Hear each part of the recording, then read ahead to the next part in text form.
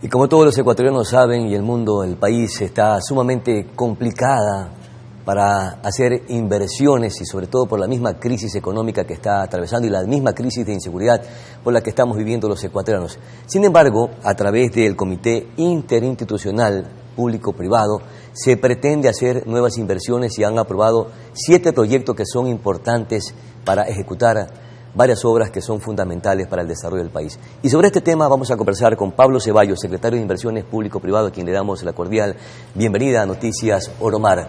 Mi querido Pablo, con estas inversiones y a través de esta modalidad, ¿cuánto se pretende invertir y a través de esta modalidad, cómo se instrumentarían estos 7 proyectos que ya están aprobados? Bienvenido. Muy buenos días, Pedro, y un saludo a su importante audiencia. Nos da mucho gusto estar el día de hoy en los estudios de Oromar TV.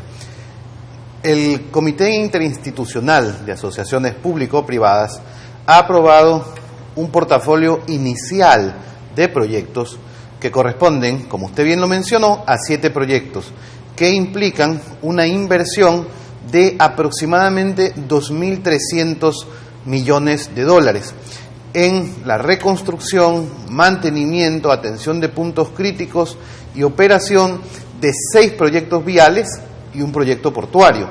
El proyecto portuario corresponde al puerto de Esmeraldas, mientras que los 6 proyectos viales corresponden a distintas vías a lo largo del país. 3 de ellas corresponden a la provincia de Manabí. Estas 3 vías implican una inversión estimada de 1.000 millones de dólares. Son las vías Manta Quevedo, la vía Montecristi La Cadena y la bahía Pedernales Cojimíes. Son 3 vías fundamentales para la conectividad y el desarrollo de la provincia y que requieren no solamente intervenciones en el corto plazo, requieren un modelo de inversión que permita su sostenibilidad y mantenimiento en el largo plazo. Porque lamentablemente esa ha sido la problemática. Se ejecutan las obras, pero posteriormente no hay dinero para darle mantenimiento y la sostenibilidad que usted acaba de mencionar en proyectos viales que hoy en el país están totalmente deteriorados, destruidos. Entonces esta figura le va a dar esa sostenibilidad. ¿A través de qué? Porque estamos hablando de 2.300 millones de dólares, que significa la inversión. ¿Pero dónde saldrá el dinero? Porque el país no tiene plata. El modelo de inversión público-privado consiste justamente en que los capitales privados, es decir, de inversionistas privados, se inviertan en infraestructura pública. De ahí el nombre de público-privado. El objetivo es público, los recursos son privados. El inversionista, por supuesto, tiene derecho a buscar una rentabilidad razonable de su inversión. Sin embargo, lo que predomina es el objetivo público, es darle la sostenibilidad a la vía, que pueda ser transitable la vía en el largo plazo, porque efectivamente podemos hacer un esfuerzo como gobierno nacional y como país, el de invertir nuestros recursos para construir las obras que necesitamos, pero estas se deben mantener en el largo plazo. Y las vías, específicamente en el caso de este portafolio inicial de proyectos, son un patrimonio de los ecuatorianos y debemos buscar mecanismos nuevos para darles mantenimiento en el largo plazo. El Comité Interinstitucional Público-Privado aprobó estos 7 proyectos, pero esto supongo que tiene una línea de tiempo para la instrumentación. ¿En qué etapa estamos para darle prolijidad y concretar estos proyectos que son fundamentales y usted ha citado algunos de ellos? Bajo la nueva Ley de Eficiencia Económica que promovió el gobierno del presidente Daniel Noboa, que fue aprobada en diciembre de 2023, los proyectos público-privados contemplan 4 etapas.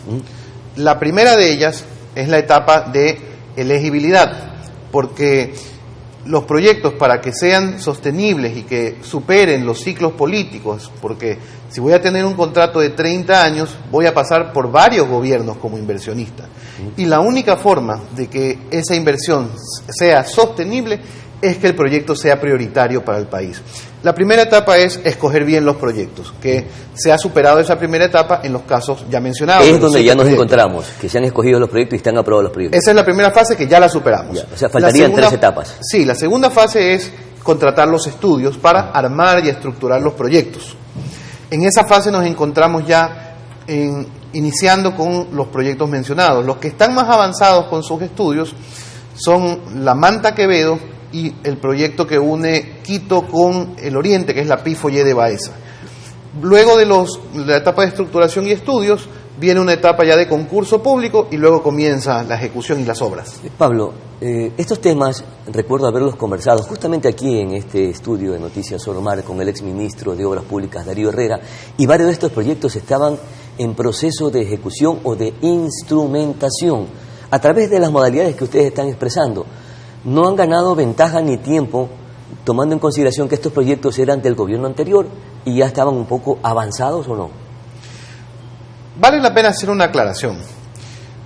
Una cosa es tener muy buenas ideas y otra cosa es ejecutar acciones concretas.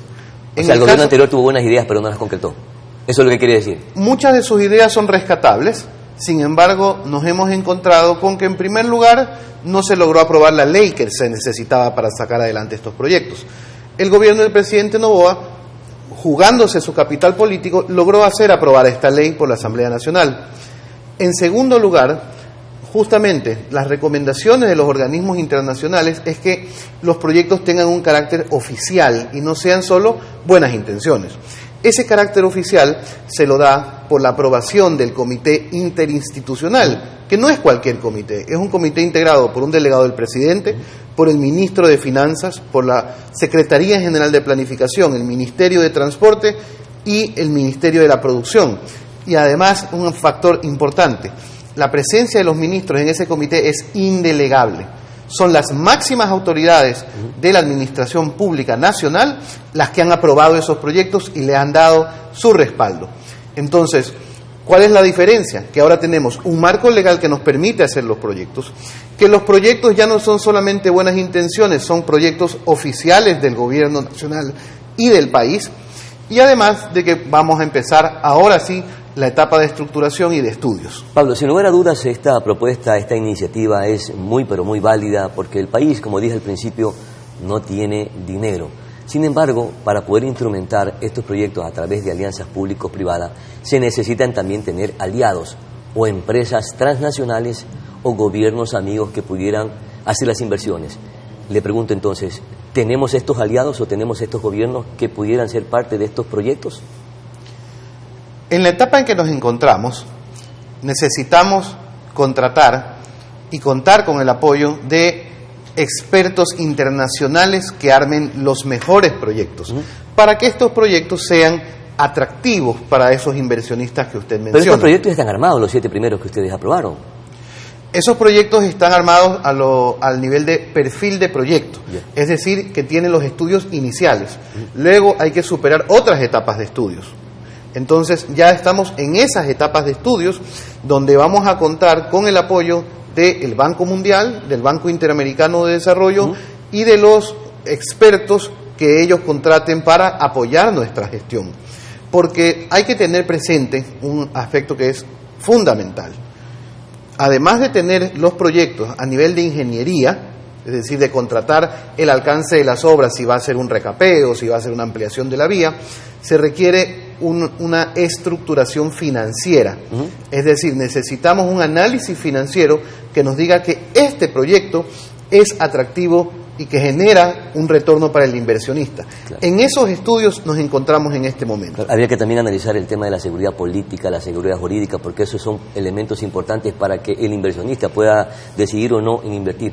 Ahora, hay un proyecto que es importante y que tenía ya un avance desde los gobiernos de Lenín Moreno y de Guillermo Lasso, que es el aeropuerto de Manta, que buscaba un aliado estratégico como una empresa coreana justamente para convertirlo en un proyecto o en un aeropuerto intercontinental. ¿Por qué no se incorporó dentro de este proceso inicial que ustedes están buscando aliados para hacer inversiones?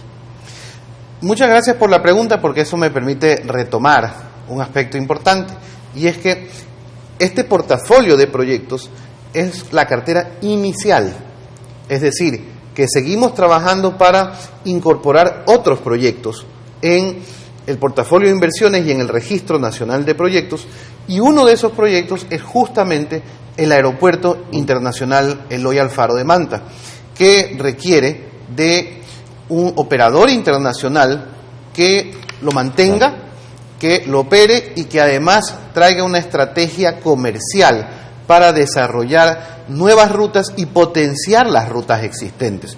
Por tanto, estos 7 proyectos son la cartera inicial. Sin embargo, estamos trabajando para incorporar nuevos proyectos, y no solamente en el caso de Manaví el aeropuerto, sino proyectos con equilibrio regional, es decir, de buscar proyectos para atender a todo el país.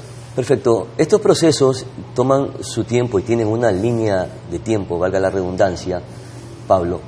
En el corto plazo que tiene este gobierno, que son 10 meses, ¿cree que se logre hacer avances significativos para dejar casi instrumentados estos proyectos y puedan ejecutarse lo más pronto posible? En ese aspecto hay que distinguir las necesidades de corto plazo de las necesidades de largo plazo. Las necesidades urgentes y de corto plazo se van a atender y se están atendiendo ya con los recursos fiscales que el gobierno nacional ha priorizado y donde justamente se ha hecho una tarea titánica por empezar a resolver la gravísima crisis fiscal que como gobierno hemos heredado.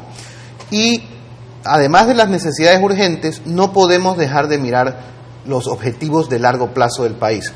En el caso de la Secretaría de Inversiones Público-Privadas, nuestro objetivo es mirar los objetivos de largo plazo y pensar en un horizonte de desarrollo de bienes y servicios públicos en los próximos 30 años.